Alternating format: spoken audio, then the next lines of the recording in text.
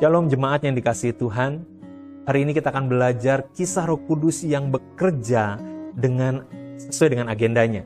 Ya, dalam Kisah Para Rasul 10 diceritakan ada seorang perwira tentara Italia yang bernama Cornelius. Dia orang yang saleh, dia percaya kepada Allah Yehova. Ya, dia penganut agama Yudaisme. Padahal dia bukan orang Israel. Dan hidupnya saleh. Dia mengamalkan kebenaran Tuhan. Dan dia memiliki hati yang penuh dengan kemurahan hati, sehingga dia sering memberi sedekah kepada orang-orang Yahudi yang sedang kekurangan pada saat itu. Kemudian malaikat Tuhan datang dan mengatakan begini, kesalehanmu dan sedekahmu sudah sampai kepada Tuhan.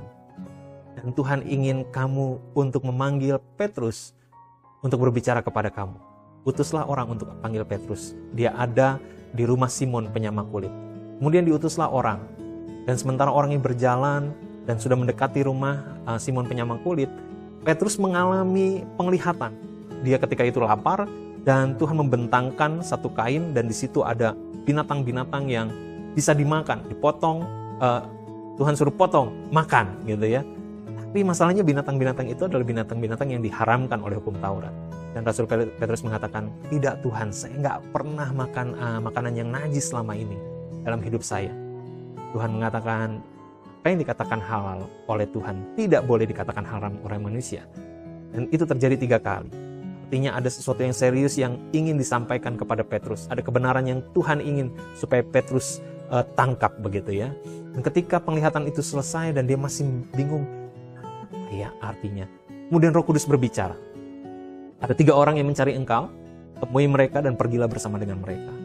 Singkat cerita, Petrus pergi bersama dengan mereka dan ketemu dengan Cornelius. Dan di sanalah dia mengerti rencana Tuhan dalam kehidupan pelayanannya.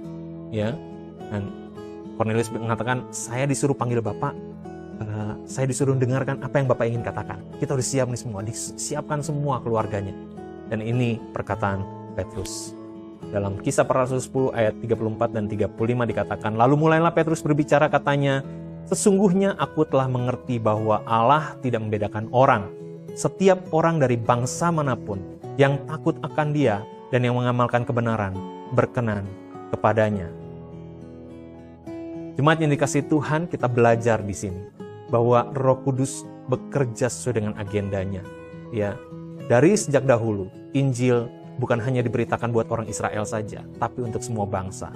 Tuhan Yesus sudah memberitahukan kepada kita dalam pelayanannya. Dia menyelamatkan perempuan Samaria yang dianggap bukan orang Israel, meskipun masih ada keturunan Israel. Dia menolong perempuan Kanaan yang bukan bangsa Israel. Dia menolong perwira di Kapernaum, ya, yang bukan bangsa Israel. Dan ketika dia ingin naik ke surga, Tuhan Yesus mengatakan, pergilah, jadikanlah semua bangsa muridku. Tetapi hal ini tidak berhasil ditangkap oleh Petrus. Dia masih menganggap bahwa orang Yahudi saja yang dapat keselamatan. Ya. Tapi di sisi lain juga kita melihat bahwa orang yang saleh, orang yang sungguh-sungguh ikut Tuhan, Tuhan akan menyediakan sesuatu yang lebih baik lagi dalam kehidupannya. Ya. Dan pada saat itu Cornelius bukan hanya percaya, dia langsung dipenuhi oleh kuasa Roh Kudus sehingga dia berkata-kata dalam bahasa roh. Tuhan Yesus dapat memakai kehidupan kita. Roh Kudus bisa bekerja dalam kehidupan kita sesuai dengan agendanya. Sementara dia mengerjakan agendanya melalui kehidupan kita, kita pun bisa diubahkan. Seperti Petrus, pikirannya diubahkan. Ternyata Injil bukan untuk orang Yahudi saja, tapi juga untuk semua bangsa. Kita pun dapat diubahkan dalam banyak hal dalam kehidupan kita. Oleh karena itu saya mengajak kita semua, yuk mari bekerja. Mari hidup dipimpin oleh Tuhan. Mari perkuat kepekaan kita akan pimpinan Roh Kudus. Sehingga ketika Roh Kudus bekerja dalam kehidupan kita, kita pun mengalami perubahan bersama-sama dengan karya Tuhan. Dan saya rindu kita semua mengalami perubahan. Saya rindu kita semua dipakai oleh Tuhan. Dan saya rindu rancangan Tuhan terjadi dalam kehidupan di dunia ini melalui kehidupan kita. Tuhan Yesus memberkati kita semua. Haleluya. Amin.